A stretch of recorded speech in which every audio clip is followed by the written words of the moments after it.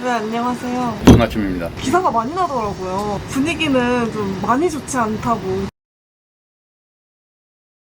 스태그플레이션에 대한 얘기는 또 나오고 있고, 금요일 새벽에 미국 증시가 폭락을 했기 때문에 우리나라 증시가 금요일에 굉장히 좋지 않은 상황이었는데, 새벽에도 또 추가적인 폭락이 있었습니다. 필라델피아 반도체 지수는 무려 5%나 하락을 했고요. 젊은 부자들 TV에서도 제가 분명히 여러 번 하락장에 대해서 경고를 해왔고요. 8일 전에도 80%는 하락하는 주식시장에 역행하는 두 종목이라는 제목을 올렸고, 6개월 전에도 하락장 수익 내는 법이라는 콘텐츠를 올렸고요. 3개월 전에도 상승장에 더 많이 벌고 하락장에 덜 깨지는 주식 투자법이라는 것도 올렸고, 악재만 남았다, 손절하세요 라는 콘텐츠를 올렸거든요. 커뮤니티에 들어가 보면 폭락장을 경고했다는 흔적들이 다 있습니다. 4월달 폭락장이었었는데요. 그때도 매번 미리 경고했습니다. 2주 새 코스닥이 8% 하락을 했고, 일주일 연속 외인 기관이 매도를 했고, 채금리 인하 연기, 생산자 물가지수 쇼크, 이란 이스라엘 확정 가능성, 환율 3년 만에 1,400원 돌파. 오늘자 기사라고 해도 믿길 만큼 거의 똑같은 상황이에요. 이거는 단기 폭락일 뿐이고 상승장수의 조정이기 때문에 얼마든지 단기 하락장 때는 코스피나 코스닥이 5일선 이탈할 때 비중을 확 줄이고 20선 이탈할 때 모두 정리하면 된다. 물론 손해를 안 볼 수는 없지만 훨씬 더 많은 손해를 줄일 수 있다는 말씀을 드렸었고, 스태그플레이션은 사실 23년도 1월 달부터 계속 언론에서 경고해왔던 거고 별다른 게 없기 때문에 수많은 매크로들 얘기하지만 그 역시도 사실 별 차이가 전 없다고 생각하고 있습니다. 많이 올랐으니까 당연히 30-40% 조정 받을 수 있죠. 그렇게 생각하면 되지 일일이 대응한다? 그거는 있을 수 없는 일이고요. 별 문제 없다라고 생각하고 있습니다.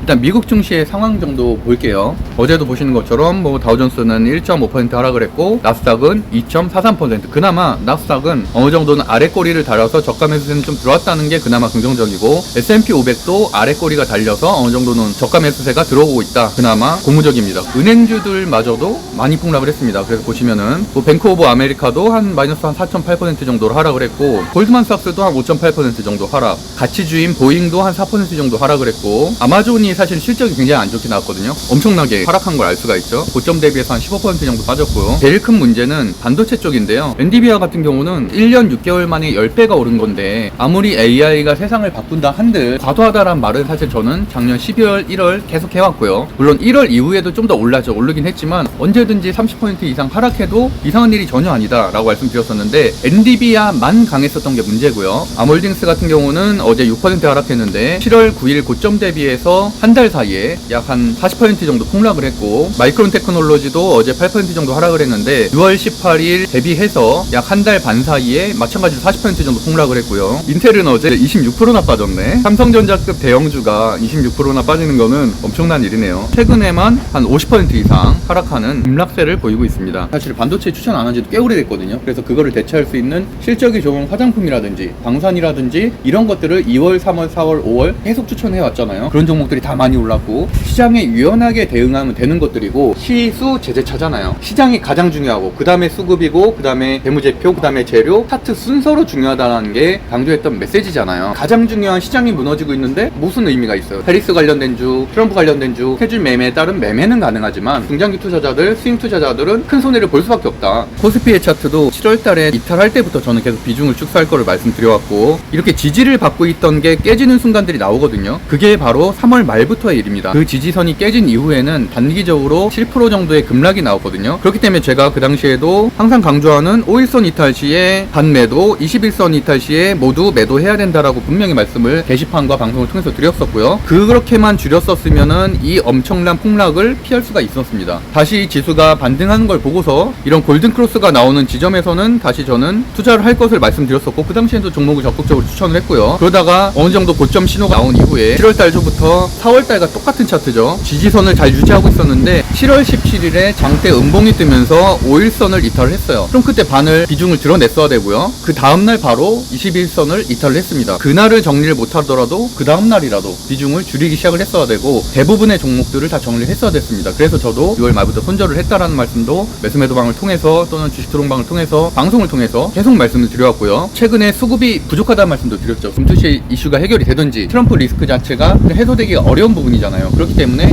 당연히 비중을 줄이고 횡보를 거친 후에 주도주가 발생하게 되면 비중을 늘리고 집중 투자를 하겠다라는 말씀도 드렸었고요. 4월 달에 폭락에 있었던 일이 지금도 거의 똑같은 이유로 반복되는 것뿐입니다. 4월 달 같은 경우는 그나마 다행히 지금 120선에서 아래 꼬리를 달면서 지지를 해줬는데 지금은 그때보다는 상황이 더 좋진 않죠. 4월의 낙폭보다 지금의 낙폭은 비슷한데 120선까지 이탈한 상황이기 때문에 주가 폭락은 할 수 있겠고, 바닥점을 본다면 거래량이 좀 나와 있는 지지선 정도인 이 정도가 되겠죠. 그리고 201선 정도가 거쳐져 있는 2600 한 10포인트 정도가 1차 지지선이 되겠고, 두 번째 포인트는 한 2500의 라운드 피겨 정도가 되겠죠. 삼성전자와 SK 하이닉스가 좀 과도하게 하락한 측면이 있어서 거기에 따른 코스피의 추가적인 하락이라고 보고 있고, 삼성전자 같은 경우는 현재 HBM이 통과될 가능성이 상당히 높기 때문에 반등은 얼마든지 있을 것이라고 보고 있고, 미국 증시와 똑같이 보진 않습니다. 문제는 코스닥인데 이날 방송을 했었죠. 하나, 둘, 셋, 4개나 있었던 지지가 깨진 이때 비중을 과감하게 손절해야 된다라고도 분명히 이 방송을 통해서 말씀드렸고, 그렇게 손절을 했다면 이 아랫단에 있는 엄청난 손해를 막을 수 있었습니다. 일봉상의 소바닥이 깨진 상태이기 때문에 초등학생도 예측할 수 있는 수준이었다. 현재는 금리 인하가 9월달에 확정된 상황에서 실업률도 높게 나오고 AI 거품론도 나오고 있고, 그래서 결론적으로 말씀드리면은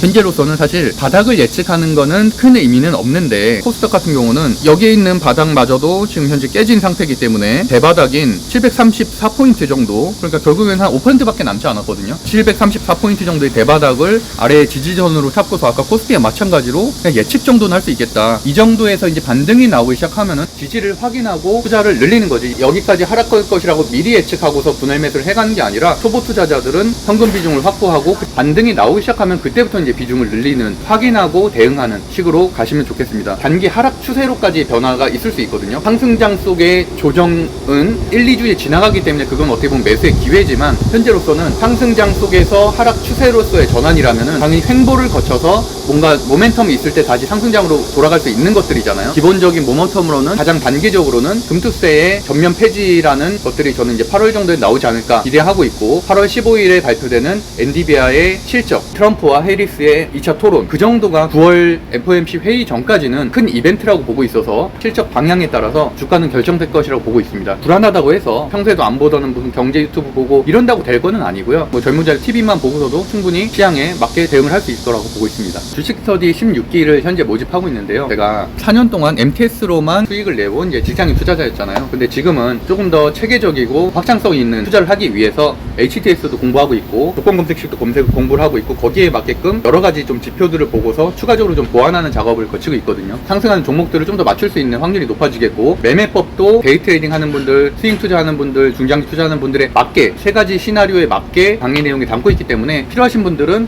고정 댓글 확인하셔서 신청하시면 될 것 같습니다. 굉장히 힘든 시기긴 하지만 내 심리만 잘 조절해 나간다면 이 시기를 충분히 잘 지혜롭게 지내갈 수 있을 것이라고 생각하고 있습니다. 힘내셨으면 좋겠습니다. 감사합니다.